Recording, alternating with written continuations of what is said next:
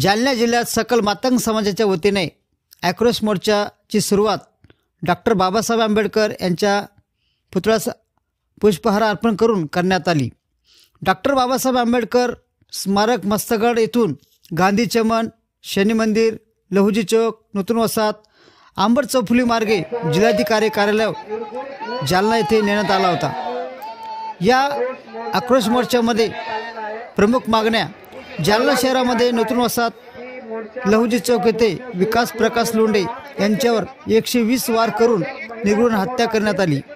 अहिल्यानगर येथे संजय वैरागर मातंग समाजाच्या तरुणाला अपहरण करून जीव मारण्याचा प्रयत्न करत त्याच्यावर थुकी व लघुशंक करण्यात आली।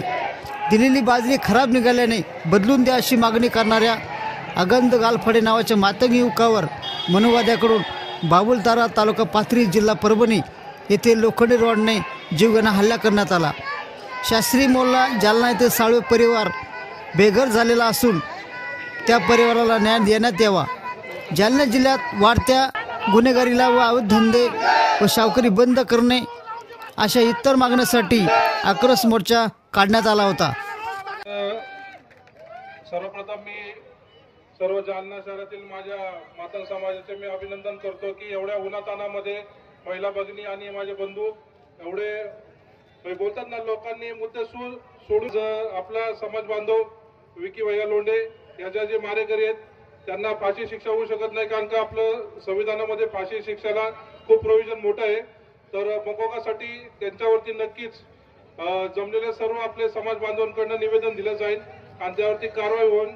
आणि एक गोष्ट सांगतो, आज जे माझ्या समाजातील सर्व जमलेले मित्रपरिवार बांधवांना एक सांगतो की आजपासून महाराष्ट्रामध्ये जिथे जिथे मातंग समाजातील युवकांवर या कुणावरती माता भगिनींवर अत्याचार होतील तिथं सर्वजण अशाच एकजुटीने जमलं तर त्या अन्यायाला वाचा पडायचं काम होणार आहे।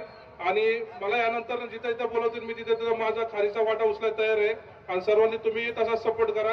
वस्ताद की अण्णाभाऊ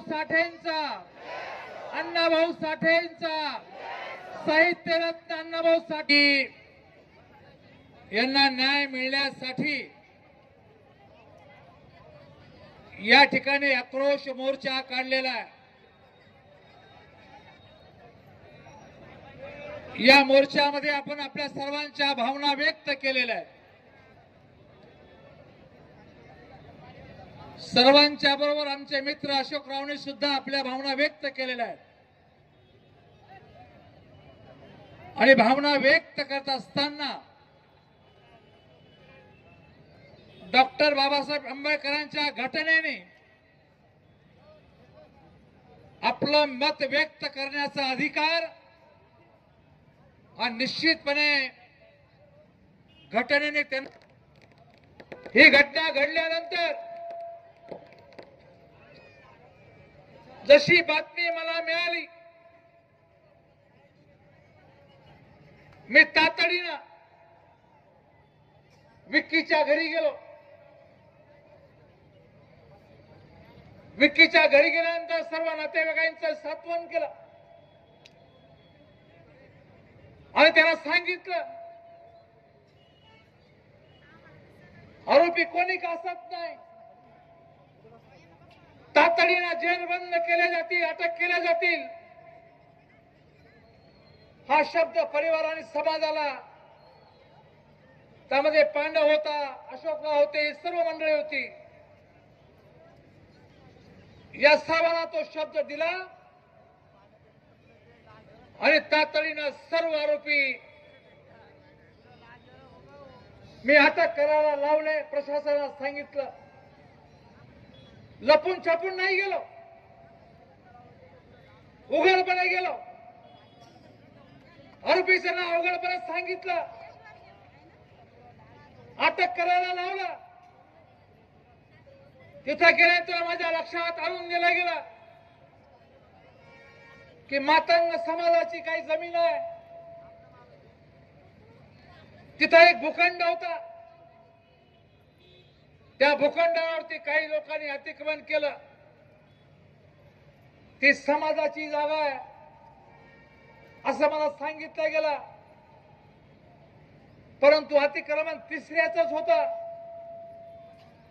मी त्या ठिकाणी गेलो या सर्व लोकांना घेऊन.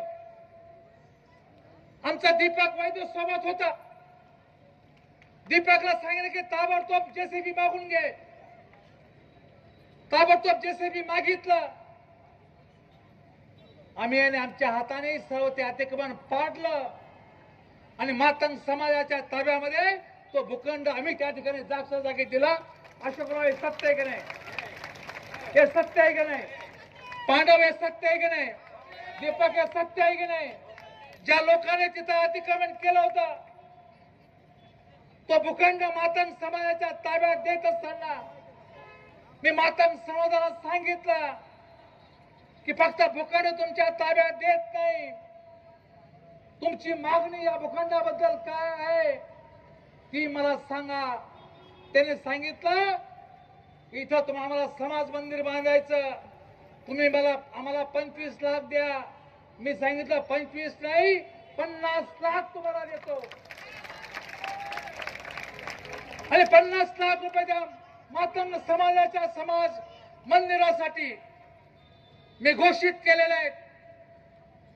अशोकराव आम्ही मागं फिरणारे किंवा मागं राहणारे लोक नाही. खांद्याला खांदा लावून काम करणारे माणसं आहेत. जिथे अन्याय होईल मग तो कोणी का असत नाही तो रम खा.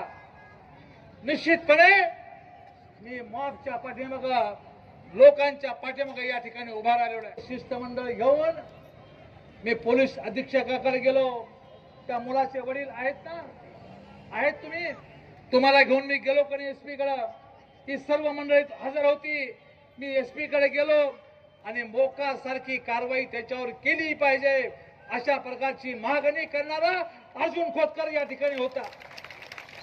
आणि ही कारवाई का झाली नाही आजपर्यंत हेही तुम्हाला सांगतो. शिंदे साहेब इथे येतात. शिंदे साहेबांसमोर हा विषय मी मांडील आणि निश्चितपणे सरकारी नोकरीमध्ये स्थान या भास्करराव मदत देण्यासंदर्भातला विषय त्याही बाबतीत मदत करील. आपण या ठिकाणी निश्चित राहा.